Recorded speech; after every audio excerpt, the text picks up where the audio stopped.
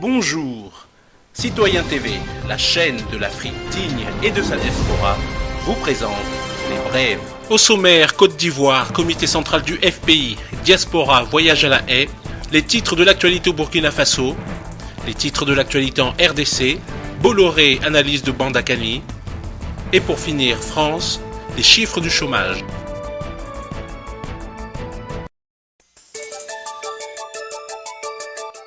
Côte d'Ivoire.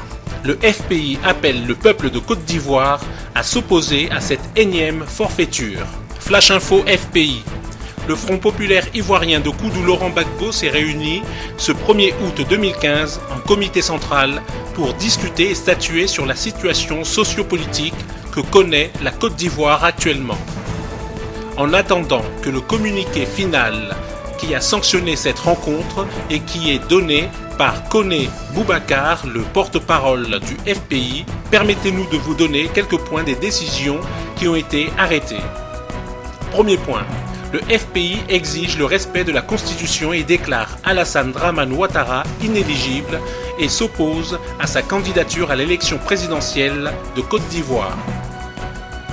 Deuxième point, le parti demande à tous les militants de s'opposer à cette candidature par tous les moyens légaux. Troisième point, les mots d'ordre seront incessamment lancés. Le FPI appelle le peuple de Côte d'Ivoire à s'opposer à cette énième forfaiture.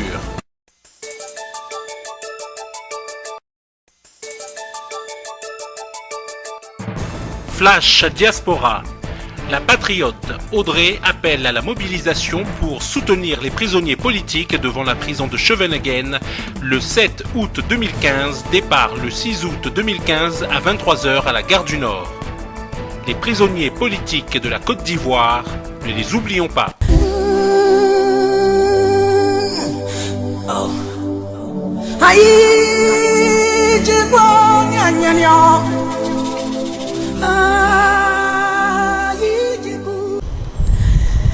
Amis patriotes, bonjour. Nous sommes actuellement à la gare du Nord.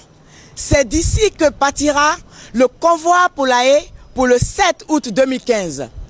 En compagnie du président Laurent Gbagbo et du ministre Charles Blé Goudé, nous allons magnifier et célébrer les prisonniers politiques de la Côte d'Ivoire. Les autorités de la haie nous ont donné l'autorisation pour la manifestation. Soyons nombreux pour dire non au pouvoir ivoirien qui fait des prisonniers politiques son programme de société. Vive le président Laurent Gbagbo, vive la Côte d'Ivoire. Je vous remercie. Tout de suite, les titres de l'actualité au Burkina Faso. Échange entre le président du Faso et les Burkinabés vivant en Côte d'Ivoire au menu la vie de la transition et les futures élections. À Abidjan, Michel Kafando a également visité le chantier de construction de la maison du Burkina en Côte d'Ivoire. Il s'est aussi prononcé sur l'ancien président Blaise Compaoré qui vit dans ce pays. Le blanchiment d'argent et le financement du terrorisme sont des fléaux qui pourraient s'installer au Burkina Faso. Pour barrer la route à ces deux fléaux, une caravane de sensibilisation sillonne les villes du Burkina Faso. Cette sensibilisation est faite à travers des conseils. L'étape de Bobo Dioulasso dans ce journal. Tout de suite, les titres de l'actualité en RDC. Joseph Kabila vient de nommer de nouveaux ambassadeurs. Ils sont au total 4. La nouvelle est tombée hier dimanche dans la soirée sur les antennes de la télévision nationale congolaise. Ainsi est nommé ambassadeur de la République démocratique du Congo au Cuba, Moutombe Tchibal. Aux États-Unis d'Amérique, François Baloumouene. En Russie, Matungulu Luman. Et enfin, pour le Benelux et près de la Commission de l'Union européenne, Dominique Kiloufoua. Dominique Kiloufoua, dont le nom est revenu 4 fois à la lecture de ce décret. Tout de suite, Bolloré par M. Bandakani. Vous savez, Bolloré, l'entreprise Bolloré participe de ce que le grand Lénine, décrivant l'impérialisme, a appelé les monopoles. On les appelle encore les multinationales. Ce sont des gigantesques entreprises qui concentrent en leurs mains une puissance financière et une puissance technologique. Et cette concentration de la puissance fait de ces entreprises-là des États. Donc c'est ce qu'il faut comprendre. Et le cas de Bolloré est particulier parce qu'il évolue dans un contexte qu'on appelle le précaré français. Et il ne se contente pas seulement d'être un monopole, sur le sens économique. Mais il a pour projet de monopoliser l'État. Il faut bien comprendre ça. Tout à l'heure, vous avez convoqué Frère Prince Diawé, qui dit que Bolloré, c'est un État dans l'État. Donc, c'est un monopole économique, mais qui est obligé de monopoliser l'État. Ça veut dire quoi? Ça veut dire que dans les endroits où Bolloré opère, il faut qu'il contrôle l'État. À défaut de faire confondre, à défaut de faire fusionner l'État à sa structure, il doit contrôler l'État. Et ça ne passe par les mécanismes que tout le monde connaît. Il s'agit de la corruption, la grande corruption, mais ça va plus loin. Il s'agit de croiser les leviers ésotériques. Là, c'est les affaires, c'est les affiliations de sectes que vous connaissez, francs-maçons, tout ce que vous voulez. Il s'agit de croiser ça avec ce qu'on appelle les liens historiques qui lient son pays d'origine, la France, aux pays africains, c'est-à-dire que des liens historiques qui ont fait que les États africains soient des provinces, des protectorats français, des satrapies françaises. Je ne sais pas si tout le monde connaît ça maintenant, c'est ce que cela signifie. Donc, il va croiser les liens historiques, les liens ésotériques, c'est-à-dire les liens magico-mystiques, et les liens politiques. Vous allez en face, c'est-à-dire, on fait semblant d'opposer à Bolloré des interlocuteurs publics qui vont défendre les intérêts des États. Mais en réalité, ce sont des faux interlocuteurs. En fait, Bolloré parle avec lui-même. Il parle avec lui-même. Ceux qui sont là sont seulement des faire valoir. Ils sont là pour signer parce qu'ils appartiennent au même réseau que lui. Ils sont corrompus et ils travaillent pour lui. Comment est-ce qu'on peut mettre dans un pays qu'un tel homme soit si puissant?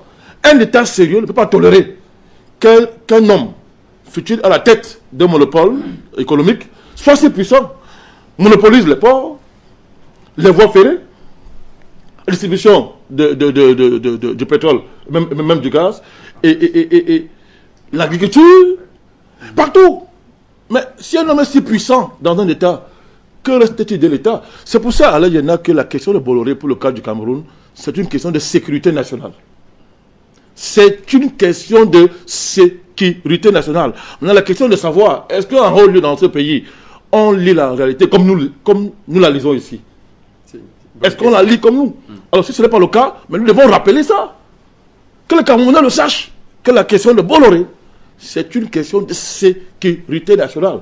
J'avais déjà eu à dire ici que dans les années, les mois qui viennent, ça sera Bolloré ou le Cameroun. Je l'ai dit, j'insiste, c'est Bolloré ou le Cameroun. Nous n'avons pas c'est pas une affaire personnelle. Ce monsieur, je ne le connais pas.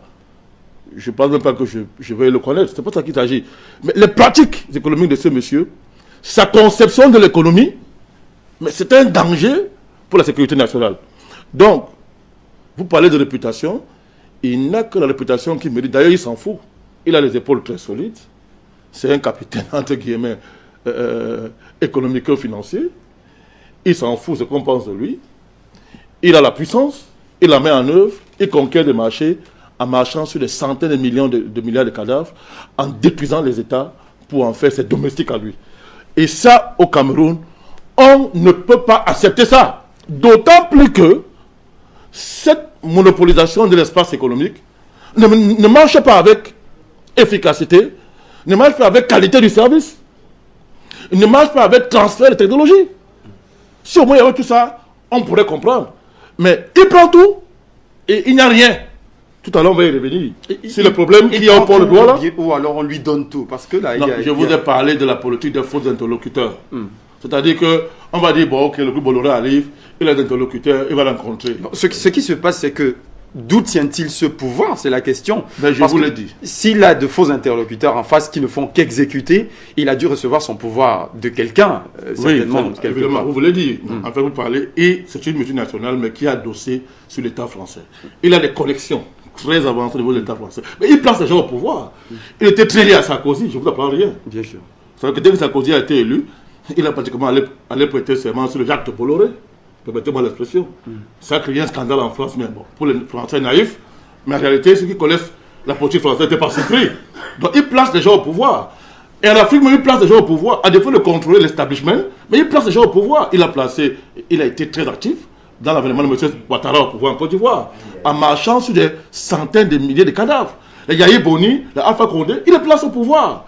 Et quand il les place, c'est pour qu'en retour, il lui renvoie la balle.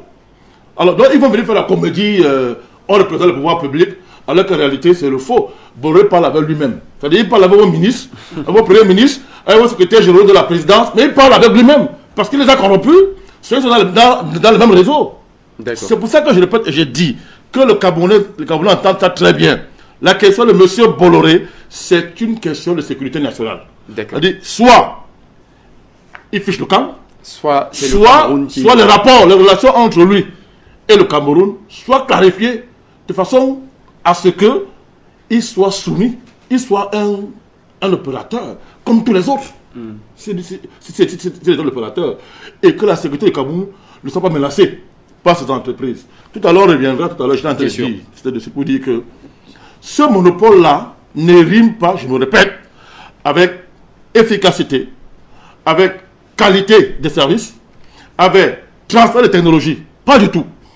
On verra ça tout à l'heure dans le cadre des activités du DIT là-bas. Justement, au port autonome de Douala. Et pour finir, France, les chiffres du chômage. Oui, on va parler du chômage. Alors tout d'abord les chiffres officiels. Vous savez que selon le gouvernement, en juin dernier, le chômage a baissé de 0,3%. Mais bon, cela est dû à la modification de la façon dont Pôle emploi a classé les chômeurs. Vous savez, il y a de nombreuses catégories, A, B, C, D, E. Donc voilà, on en a pris un petit peu dans la catégorie A, on les a mis un petit peu ailleurs, hop, une petite sauce, hop, on remue le tout, et moins 0,3%, comme par miracle.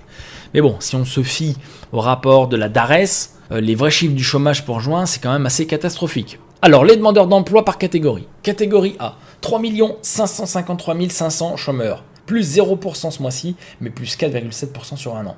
Catégorie B, 707 400 chômeurs, plus 0,9% ce mois-ci, plus 6,9% sur un an. Catégorie C, 1 136 500 chômeurs, moins 2,1% ce mois-ci, plus 15,4% sur un an. Catégorie D, 281 400 chômeurs, plus 2,8% ce mois-ci, plus 1,2% pour un an. Et enfin, catégorie E, 395 200 chômeurs, plus 4,6% ce mois-ci, moins 0,1% sur un an. Voilà, total, 6 73 600 chômeurs, hors dom-tom bien sûr, ce qui fait une augmentation de 6,3% sur un an, soit 8 000 chômeurs de plus par rapport à mai dernier.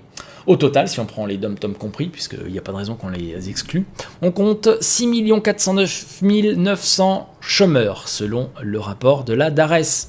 Alors, ne sont pas comptés dans ces 6 millions de chômeurs les 1 286 900 foyers bénéficiaires du RSA, les 1 100 000 au bas mot qui ont une pension d'invalidité, les 1 400 000 de sans droit. Résultat des courses, si on fait le calcul nous-mêmes, on arrive à un total de plus de 10 millions de demandeurs d'emploi en France et de travailleurs pauvres occasionnels. Voilà pour les vrais chiffres du chômage. On continue, on va parler maintenant de la dette, et on va parler de la dette des ménages qui a augmenté 3 fois plus vite que les revenus. Le poids de la dette publique est souvent montré du doigt. Vous savez, dette publique, 2000 milliards d'euros. Mais en matière d'endettement, les ménages français ont aussi pris la pente ascendante au cours des dernières années. Selon les derniers chiffres de la Banque de France, la dette des ménages s'élevait à 1189 milliards d'euros à partir du premier trimestre 2015. Les courbes produites par l'institution montrent que la progression n'a jamais cessé depuis les années 90. Le mouvement s'est même amplifié à partir des années 2000. À titre de comparaison, l'endettement n'était que de 664,9 milliards d'euros début 2005. En 2010, en 10 ans, l'encours de la dette a donc progressé de 79%.